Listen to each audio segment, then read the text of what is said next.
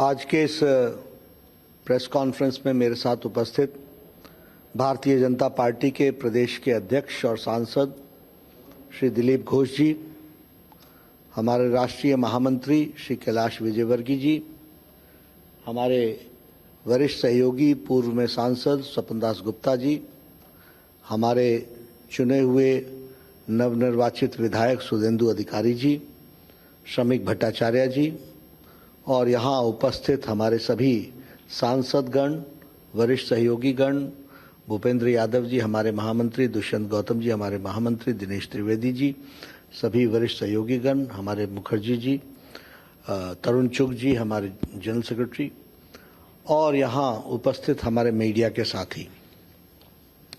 आज मुझे चुनाव के नतीजे के 2 दिन पश्चात ही यहाँ आना पड़ा है और पिछले कल से मैं यहाँ पर हूँ और आप सबके साथ इस प्रेस वार्ता में मुलाकात हो रही है।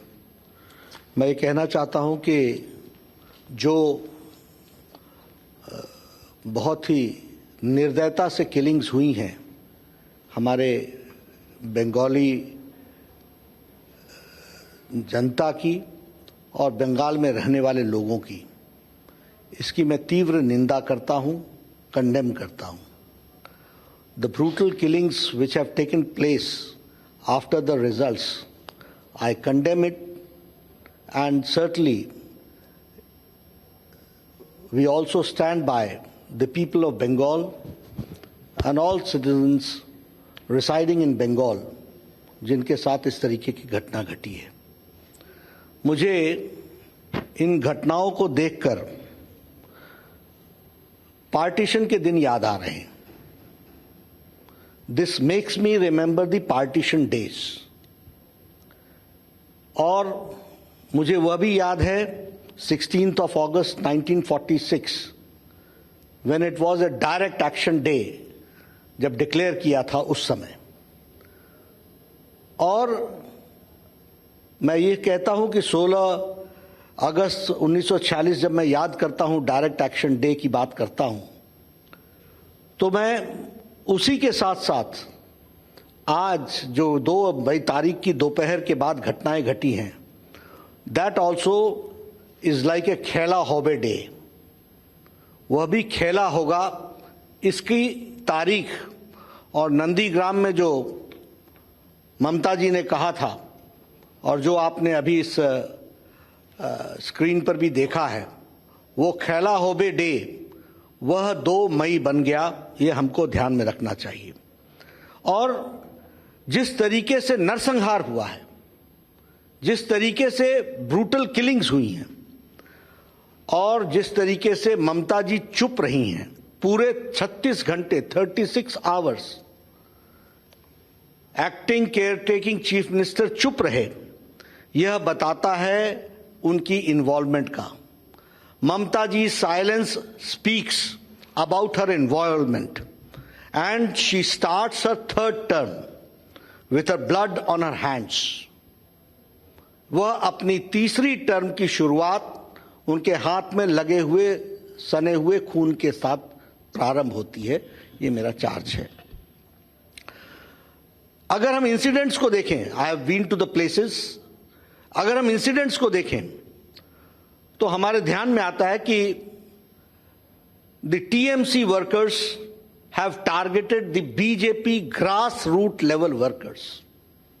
ग्राउंड में काम करने वाले वर्कर्स को अटैक किया गया है। और दूसरा जो फीचर हमको ध्यान में आता है कि उनके परिवारों को अटैक किया गया, उनके परिवारों को अटैक किया गया।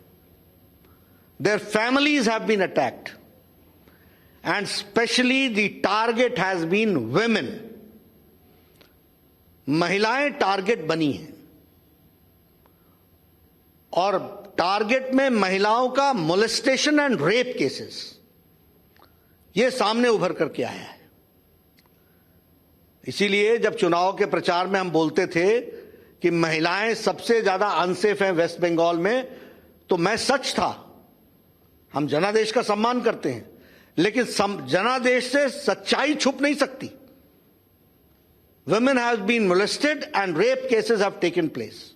और उसके साथ साथ लूट की घटना भी हम लोगों को देखने को मिली है। पहले अटैक, टारगेट, फिर फैमिली पर अटैक, फिर विमेन पर अटैक, और विमेन पर अटैक के पश्चात फिर लूट, यह हमको देखने को मिलता है।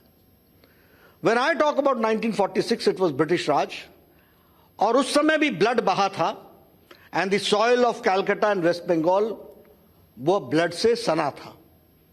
और आज भी जब मैं देखता हूं तो the red blood of people of Bengal वह हमको 2 तारीख के बाद देखने को मिलता है।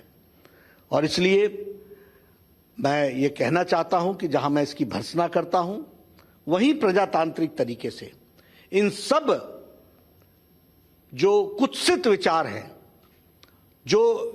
जिसको मैं कहूंगा कि इनटॉलरेंस के विचार हैं, असहिष्णुता के विचार हैं, इनको हम नस्तो नाबूद करेंगे, यह मैं आपको बताना चाहता हूं। एक नई बात भी आई है जिसको हमको ध्यान में रखना चाहिए। एरियाज लाइक संदेश खली, Gosaba, east Canning, villages have been ransacked, villages all together, और इसके साथ साथ यहां they had to abandon the villages, ये स्थिति आई है।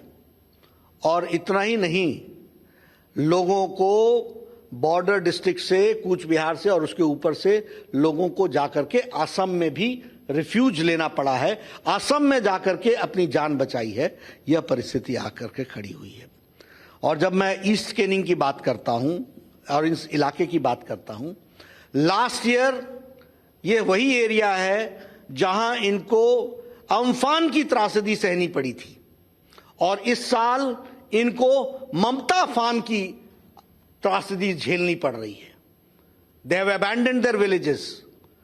मेरे सारे चार्ज को आप नोट कीजिए, और जरूर जाकर के मैं चाहूंगा कि पत्रकारिता जगत में वहां जाकर के इसको कंफर्म कीजिए। Last year Amphan, this year Mamata फान, और उनके साथ फिर से यह डबल ट्रेजेडी हुई है, which we have to understand.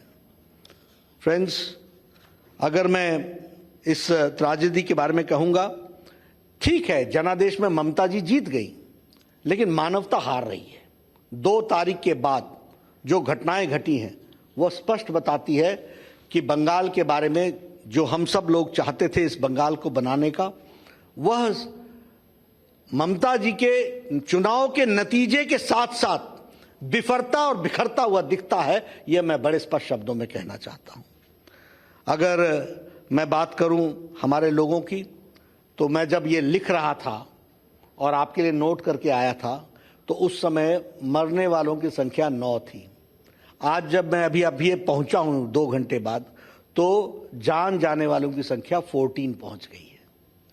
मुझे मालूम नहीं ये टैली कहाँ रुकेगी, और ये किस तरीके से, जिस तरीके से चल रहा है, वो कैसे और कहाँ पहुंचेगा, वो हम सब लोगों के लिए एक बहुत ही चिंतनीय विषय है।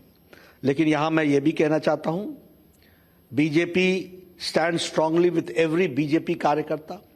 भारतीय जनता पार्टी हर एक कार्यकर्ता के साथ खड़ी है, और हम ये लड़ाई बंगाल की जनता के लिए, सारे बंगाल की जनता के लिए कंक्लूसिव एंड तक लड़ाई लड़ेंगे, निर्णायक मोड़ तक लड़ाई लड़ेंगे। We will fight till the conclusive end. निर्णायक मोड़ तक हम इस लड़ाई को लड़ने वाले हैं। और यहां जो इश्यूज हैं, जो विषय हैं, उसको भी हम एड्रेस करेंगे, उनका हम निष्पादन करेंगे, और उसके साथ साथ हम यह भी बताना चाहते हैं कि हर व्यक्ति जो बंगाल में रह रहा है वह डिग्निटी के साथ रहे, वो इज्जत के साथ रहे, वो निर्भय होकर के रहे, और वो निर्भय होकर के जीवन यापन करे। यह भारतीय जनता पार्टी का लक्ष्य है, उसको हम पूरा करेंगे। आज सवेरे हमारे शपथ ग्रहण समारोह हुआ, उसमें हमारे विधायक, सांसद और पार्टी के कार्यकर्ता शामिल हुए। हमने एक्सेप्ट किया है कि हम विपक्ष में, बहुत बड़ी जिम्मेवारी दी गई है। 77 MLAs have been elected, 37+% of votes have been given to us। हम इस जिम्मेवारी को बखूबी निभाएंगे, और इसके निभाने में मैं बड़े स्पष्ट शब्दों में कहना चाहता हूं, हर बंगाली को डिग्निटी के साथ जीने का अधिकार मिले, उसकी बंगाली अस्मिता बरकरार रहे, और उसके साथ साथ वह एक अच्छे से जीवन जी सके।